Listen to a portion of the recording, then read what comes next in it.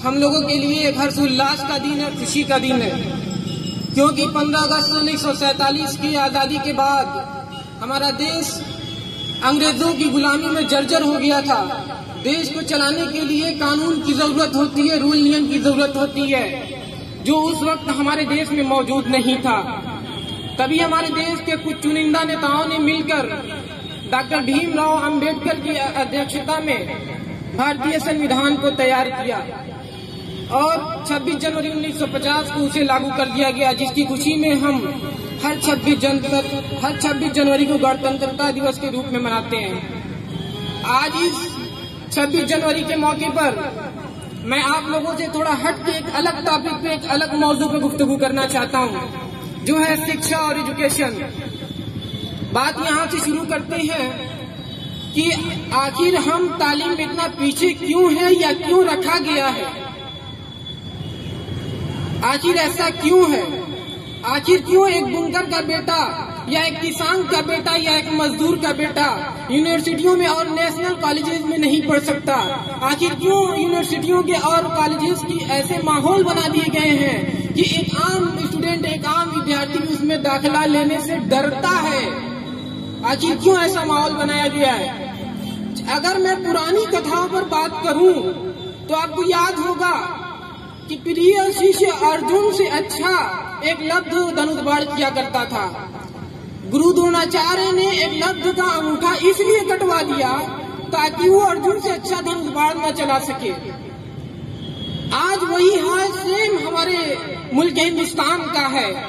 कुछ लोग ये चाहते हैं कि अर्जुन से अच्छा कोई डॉक्टर न बन सके, अर्जुन से अच्छा कोई इंजीनियर न बन सके, अर्जुन से अच्छा कोई पायलट न बन सके, अर्जुन से अच्छा कोई अधिकारी न बन सके, अर्जुन से अच्छा कोई वैज्ञानिक न बन सके।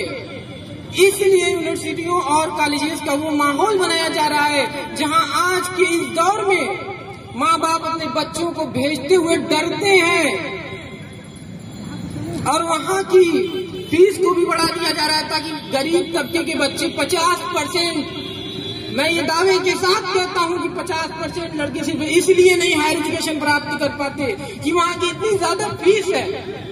अगर आप मुझे पूछेंगे कि भाई साहब तालीम तो सस्ती होना चाहिए, क्यों इतनी महंगी है, तो कहते हैं हर चीज की महंगाई बढ़ रही है तो फीस भी बढ़ना चाहिए। माने बीमारी अगर बढ़े तो अस्पताल नहीं बढ़ना चाहिए, डॉक्टर साहब की फीस बढ़ा दीजिए। यही है आज का दौर। तो मैं आपसे यही कहना चाहूंगा कि आज के इस दौर में और आने वाले दौर में शायद जीने के लिए कोई माहौल ना बचे, इसलिए आने वाली नस्लों को, अपने आने वाले उन नई नस्लों को पढ़ाना होगा। इसके अलावा कोई दूसरा चारा नहीं है। हमारे पुरखों ने कुछ ख्वाब देखा था इस मुल्क में, और सही कहा है किसी ने कि ना शहद से जीती जाती है ना नीम से जीती जाती है, ना शहद से जीती जाती है ना नीम से जीती जाती है, न संविधान के पन्नों में तरमीम से जीती जाती है। अब ये बात हमारी नस्लों को समझनी होगी। कुछ जंग जमाने के अंदर तालीम से जीती जाती है, कुछ जंग जमाने के अंदर तालीम से जीती जाती है। हमारे पुरखों ने कुछ ख्वाब देखा था, तभी तो सर सैयद अहमद खान साहब ने अलीगढ़ मुस्लिम यूनिवर्सिटी की नींव रखी, तभी तो महामना मदन मोहन मालवीय और बनारस हिंदू यूनिवर्सिटी की नींव रखी।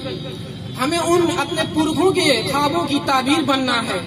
आज के इन युवाओं को उस लायक बनाना है कि वो आने वाली नस्लों के लिए ऐसा माहौल है जो सर उठाकर जी सके। और मैं समझता हूँ कि तालीम के अलावा कोई दूसरा चारा नहीं होगा। हमको वक्त के मंसूबों को समझना पड़ेगा, वक्त की इस चालाकी को समझना पड़ेगा, वक्त की रफ्तार को समझना पड़ेगा। क्योंकि जिन अंग्रेजों की हुकूमत में कभी सूरज नहीं डूबा करता था, उन अंग्रेजों ने वक्त की अहमियत को नहीं समझा, वक्त की रफ्तार को नहीं समझा। वक्त ने ऐसा पासा पलटा, उनके राजाओं के कपड़े आज बैंड बाजे वाले पहनते हैं। तो हमें वक्त की अहमियत को भी समझना पड़ेगा, वक्त से पहले हमें जागरूक होना पड़ेगा। आज इस महंगाई के दौर में हमें एक रोटी कम खाकर अपने आने वाली नस्लों को, अपने बच्चों को पढ़ाना तो पड़ेगा, अपने बच्चों को पढ़ाना तो पड़ेगा।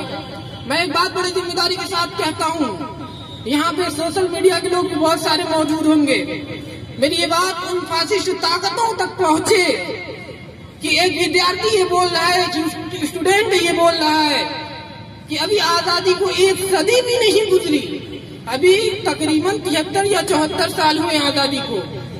आज हमने आजादी को एक सदी भी नहीं गुजरी और ऐसा हमें महसूस हो रहा है, ऐसा मुझे लगता है कि आजादी के पहले वाले दिन फिर दोहराए जा रहे हैं। इसलिए हमें जागरूक होना पड़ेगा।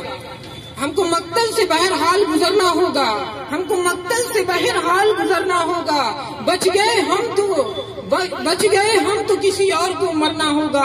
अगली नस्लों को तबाही से बचाने के लिए जो भी करना है इसी